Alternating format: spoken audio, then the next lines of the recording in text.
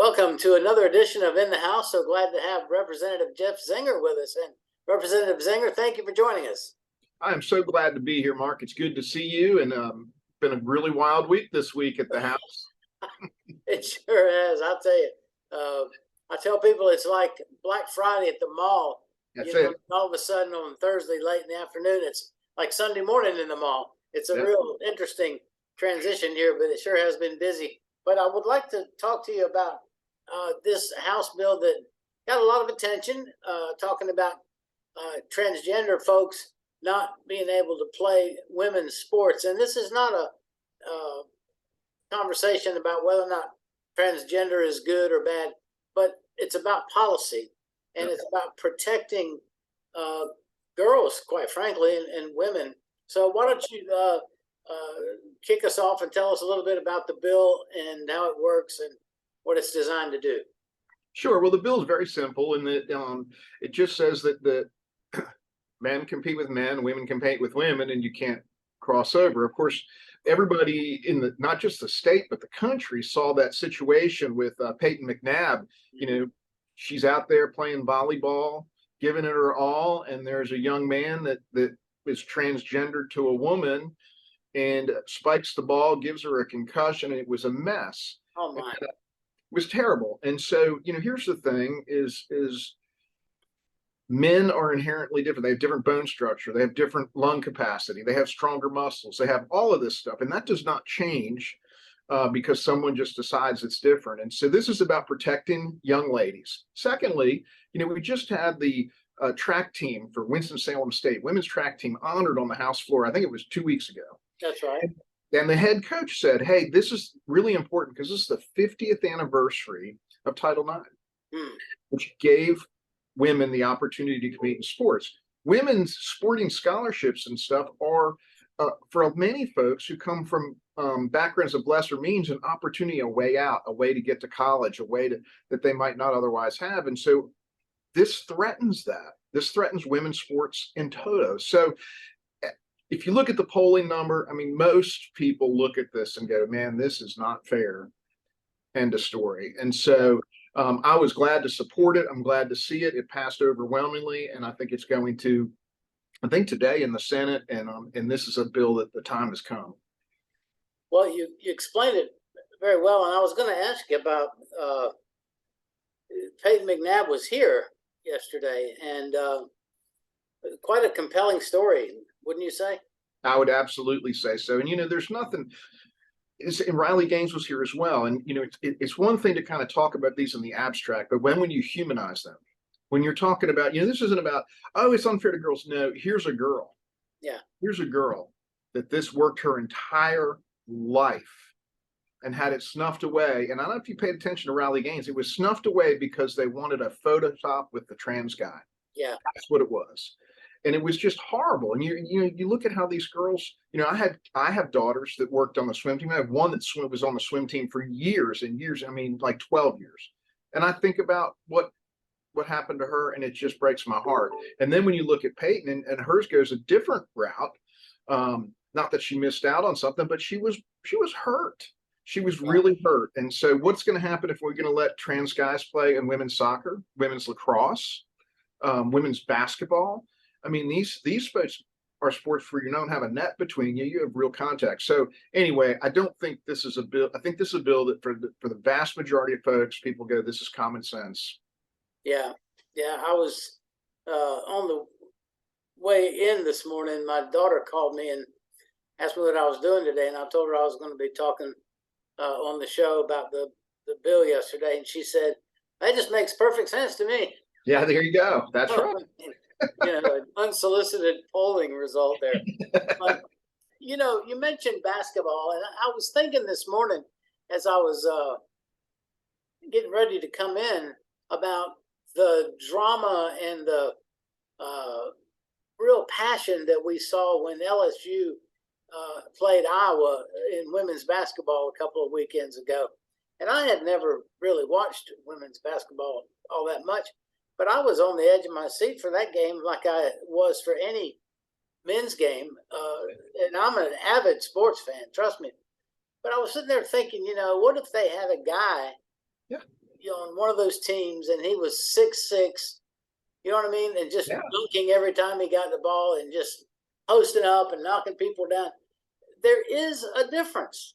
Yeah. Well, think of it this way. What if some of these basketball greats that have retired, Jordan, Barkley, Shaq, decided, I really want to get back at it. I'm a girl and I'm going to play in the WNBA. Oh my gosh. I mean, it's just insanity. And so it's common sense. We just need not do this. The transgender portion of it is separate from that. But we're talking about young women, and we need to look out for them. Yes, absolutely. So you mentioned the Senate has a companion bill. The House has their bill. How's that going to work? Y'all going to combine those, or how does that work? I think the way it'll work is they'll pass theirs, and there may be some differences in it, and then there'll be a conference report, and they'll work it out, and it'll go from there. But the fact that they're running side by side, and I'm fairly sure they're voting today on it, so they're going to get it done, and we'll see what's going to evolve here pretty quickly. Oh yeah, there was a quote, and of course, when you get my age, Representative, you have to put your glasses on to read. But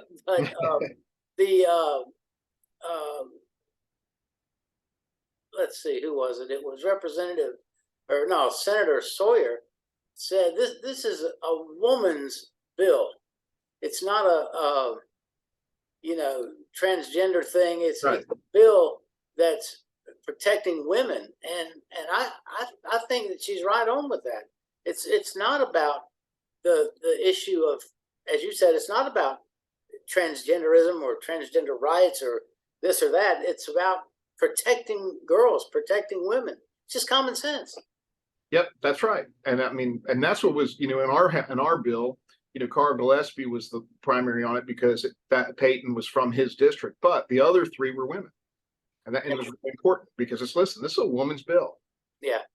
So while I've got you here, tragedy, as you remember, several months ago, struck in Raleigh, and there was a police officer, Gabriel Torres, who was gunned down just getting in his car and coming to work.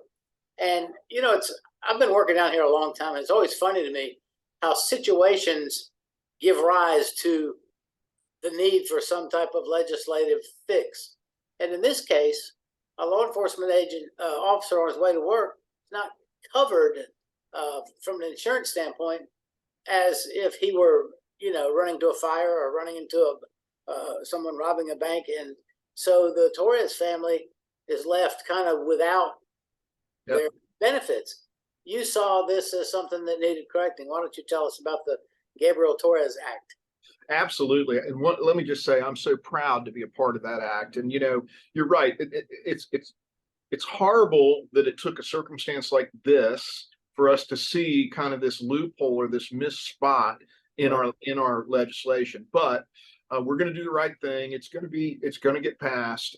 Basically, and let me just say, Mrs. Torres is one of the most bravest and courageous women I've ever met. I got to meet her and stand next to her and listen to her, and it is just unbelievable.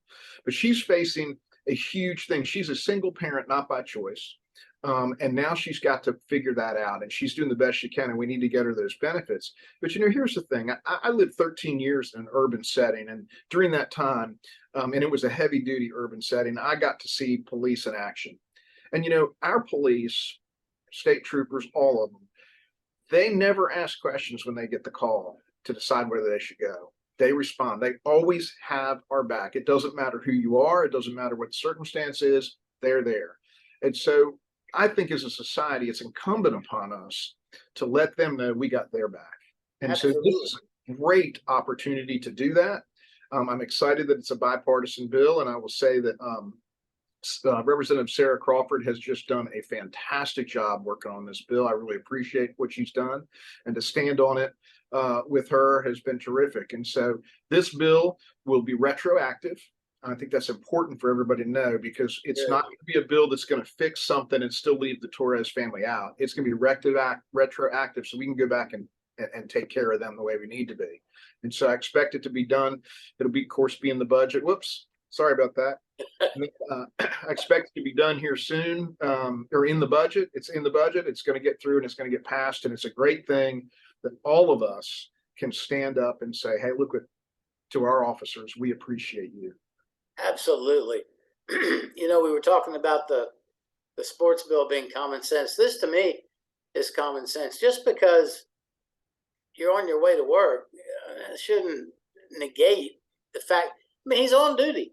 That's right? it. If he saw somebody committing a crime between his house and work, he would stop and address that situation. They're always on. Yep. Right? Whether, I mean, even if, in my mind, you know, they're down at the beach, they're still a law enforcement officer. That's right. That's right? right. They're not just going to sit around and go, oh, well, there's a crime. I'm chilling. And so, yeah, we need to take care of these guys. I appreciate you doing this. Glad to do it. I'm very, very proud of it. Absolutely. And that's a serious situation, but another serious situation that you have signed on as a sponsor, this whole thing. And, you know, Representative Zenger, I get bombarded with email and people telling me, well, look at this, and China's doing this, and Russia's doing that, and blah, blah, blah. But this is a real situation, and it was one that I've gotten several emails on, but they're buying farmland next to military installations. And that's kind of a chilling reality. And so you've signed on as a co-sponsor to a bill that would stop that practice or prevent that. Yep. Here in North Carolina. I believe it's House Bill 463, I believe it is. Yep. Tell us about that one. So this, you know, you get bombarded, so do I. In fact, it was interesting on another bill. I had an interview yesterday and they said, well, how many emails have you gotten? I said, it's not the emails. It's me being in my district and people grabbing me and saying, hey, Jeff, what about this? What about this? This was one of them. Everybody saw the balloon come across the country. Yeah. We're in a 24-hour news cycle now. So everybody saw it. And everybody was just sickened by that and saying, hey, wait a minute. And so they were bombarding us left and right. Then you've had in that news cycle, we also had reports of them buying China buying some farmland next to a military base in North or South Dakota. Yeah. And people go, hey, wait a minute, what's going on? So anyway, we decided to take a look at it in North Carolina. We don't know of any specific places where they bought something next to a base or that kind of stuff, but we're going to be, you know, we don't want to be reactive. We want to be proactive. And so the bill says that within 25 miles of any base, you can't do that. We have, I think, 7 or 8 active bases, but here's what people need to know is we have active military in 85 counties. So there may not be bases, but just think about like the National Guard and so on, they're everywhere. Additionally, agriculture is our #1 industry in the state of North Carolina. Yeah. So we need to protect that. And so what we had to do, and it's evolving, I think it's going to come to the floor next week. But as we have gotten into this, we've learned more and more things. But what we have to do is try to thread the needle. We can't do something that inadvertently shuts down some huge pieces of agriculture business because we're going to hurt our own economy. We're going to shoot ourselves in the foot. And so right. We really took some time to thread the needle on that. But I got to tell you, the support that I've had from just even approaching the subject is huge. And I think people want to see that we're taking this stuff seriously. You know, North Carolina is a huge military state, huge agriculture state. We've got to jump on it. So I would tell folks to stay tuned. I don't think that this issue is going away anytime soon. Even if our bill goes through exactly as it is right now, my expectation is in years in the future, we're going to find more stuff and be doing add-ons or reforms or whatever to continue to go down that road. We have got to, I think we're reaching a point, and I think a lot of people are starting to realize this. The states are going to have to step up. Our federal government, in a lot of ways, is dysfunctional. The state of North Carolina, we're working well, and we're going to have to step up on some of this stuff. This is really an international issue, but you know what? It affects North Carolinians. And so we're going to do what we can do on it. And so that's why I jumped on it. I'm proud to be a part of it. I got Majority Leader Bell is on it with me. And so, Speaker Moore, I believe, is on it as well. So we're glad to be a part of this. You know, before we go, I wanted to just, I don't know if you feel this way or not, but I felt like when I saw that balloon I felt like we were violated as a country, like not since 9/11. Yep. You know what I mean? It's Yep. like, what in the world? And we're Yep. watching this thing, and our leaders in Washington are just letting it fly all around. Yeah. It was a tough thing to watch. Well, and I think most Americans are in the same boat. They're like, okay, so we let them go all the way over the country. And then after they're out to sea and they've collected all the data, we shot it down. They didn't listen. There's no way that there was a storage device on that thing so that they could retrieve it later. That stuff was being broadcast. I mean, I'm not a spy or a scientist, but listen, I'm smarter than that. And everybody knows that. That should have been taken out all the way back in when it was in Alaskan waters before it ever came over. But yeah, anyway, and people, let me tell you, everybody's antenna went up and said, hey, what the heck is going on here? And rightly so. And so they need to press their congressmen and their senators on it every time they get a chance. And we just need to keep our eyes open. And so I think you're going to see states are going to have to step up more and more. And you're seeing that happen. Yeah. Well, I, for one, appreciate what you and the others are doing. I think the majority in our House and in our Senate are doing a fantastic job.